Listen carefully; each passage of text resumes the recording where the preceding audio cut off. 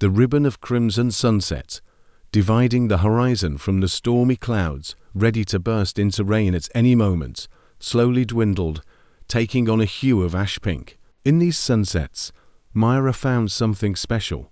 Soon the sun's peak, resembling a massive orange, would disappear from view, the bright spot diminishing with each passing moment, and then the sky would be bathed in a pale rainbow, a harbinger of the onset of evening darkness. Romanticism. Usually, in these moments, Myra would close her eyes and listen.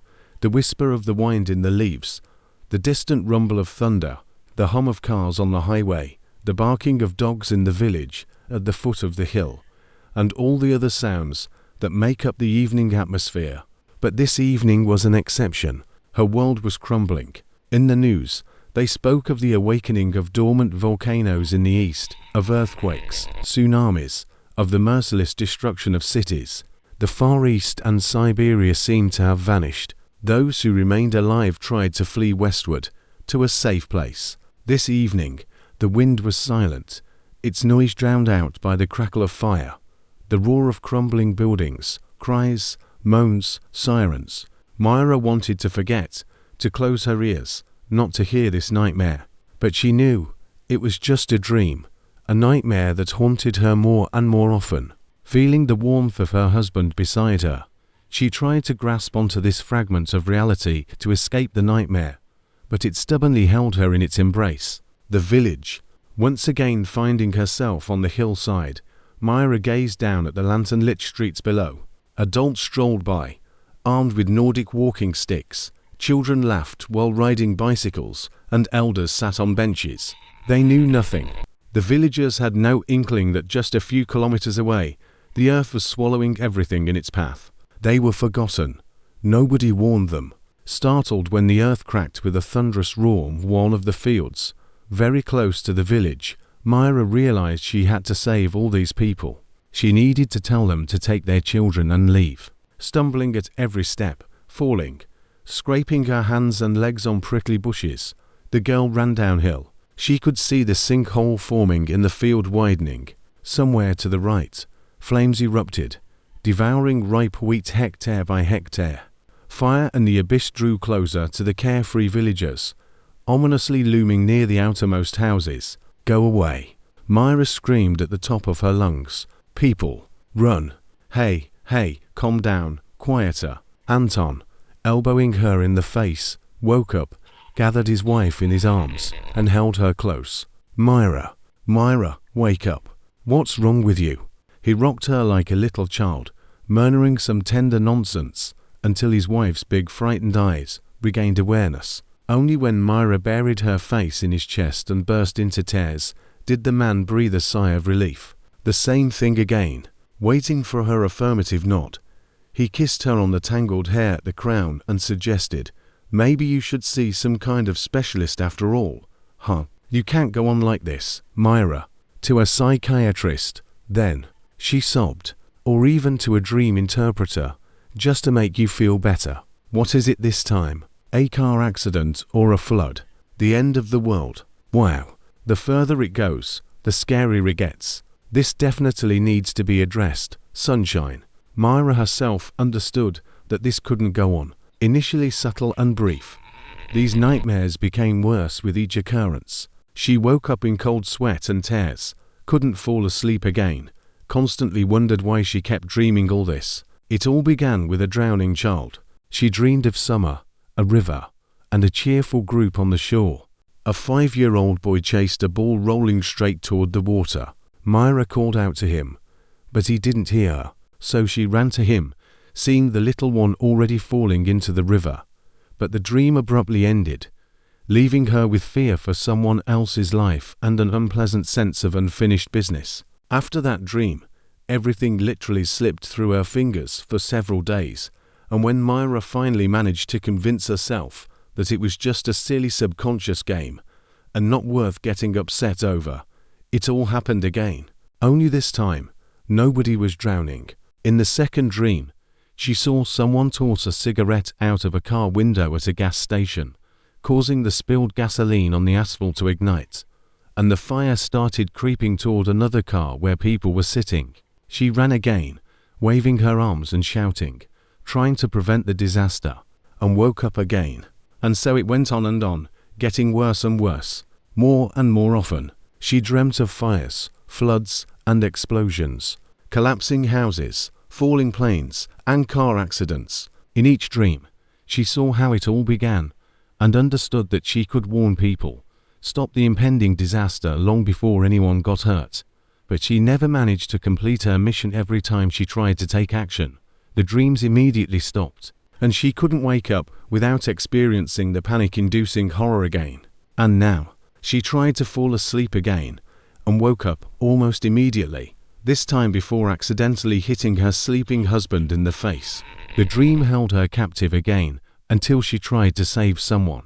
Myra didn't even have time to descend from the hill she dreamt of before she felt like she was thrust back into reality. It seemed that there were two opposing sides in her nightmares, one calling for help and showing where it was needed, and the other maliciously resisting interference and driving the sleeping girl out of the dream world. A dream interpreter.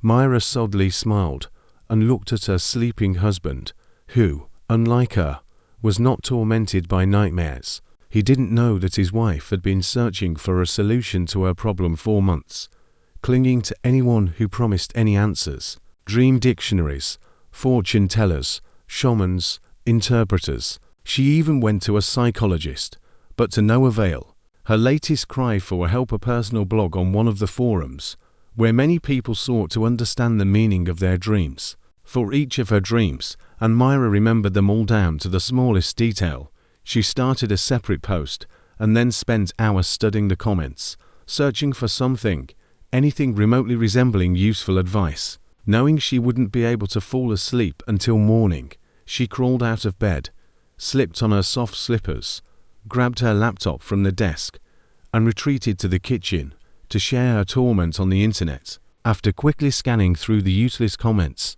she wrote a post, clicked the send button, and stared at the monitor, awaiting reactions to the newly created discussion thread.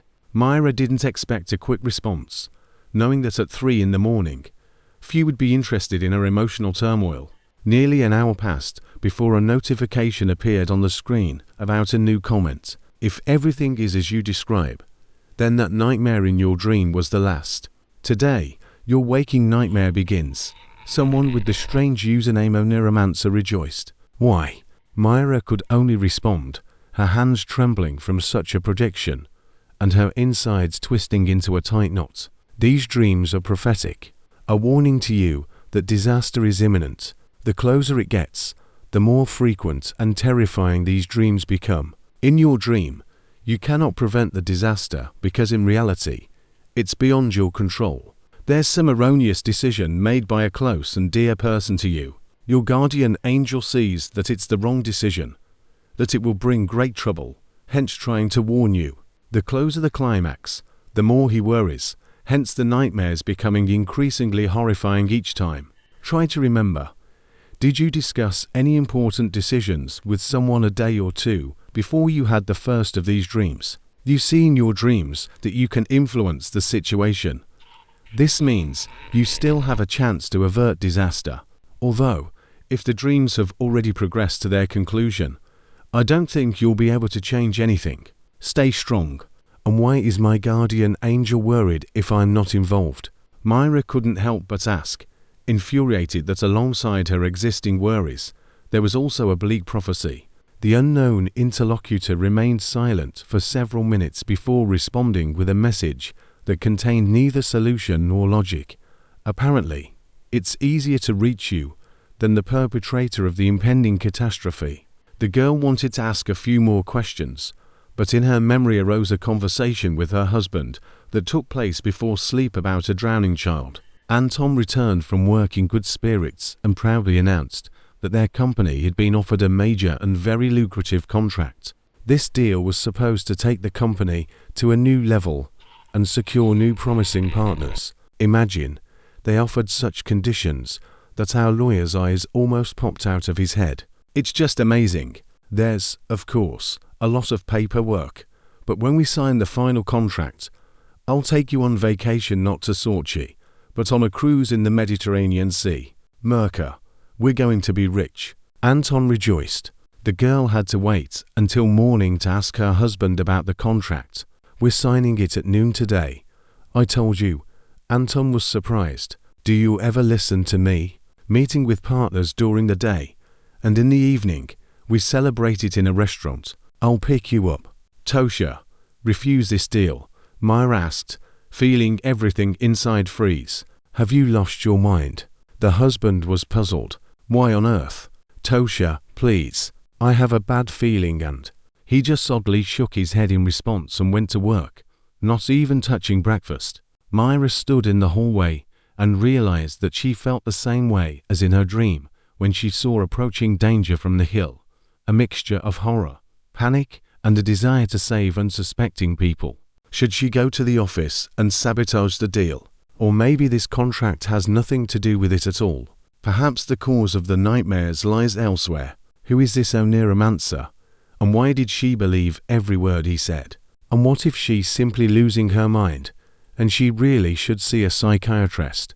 Myra couldn't find peace in her own apartment, as if sensing that something irreversible could happen at any moment, something she would regret for the rest of her days. Just sitting and waiting for Oneiromance's words to be confirmed or disproved was unbearable. She recalled all the conversations with Anton before that strange dream, but nothing came to mind that could foreshadow trouble. They hadn't visited relatives, hadn't talked to friends. If the mysterious stranger from the forum was right, then all these events were somehow connected to the deal that was supposed to take place. Acknowledging that she might be making a big mistake, and that this could all backfire on her, Myra found the contact phone number of the company with which this cursed contract was supposed to be signed, and, disguising her voice, she called through a towel to report that law enforcement officers were in the office center, where the meeting was scheduled at noon. Perhaps not the noblest way to back out of the deal, but she hoped that her husband's potential partners weren't too clean-handed, and would prefer not to risk with those who had arranged an unpleasant surprise for them. Standing at the edge of the cliff, she managed to intercept the boy chasing after the ball at the last moment. The ball tumbled down the river, floating with the current, avoiding sharp rocks on the rapids. The child cried from fear and the loss of his toy, but for Myra, it was a triumph. She had finally accomplished what seemed impossible before. Other vacationers rushed over to them. The boy's mother alternated between scolding the older children and thanking the savior of her son. People spoke a lot, each expressing their opinion. With each passing moment, their numbers grew. Suddenly, Myra realized that all these faces were familiar to her.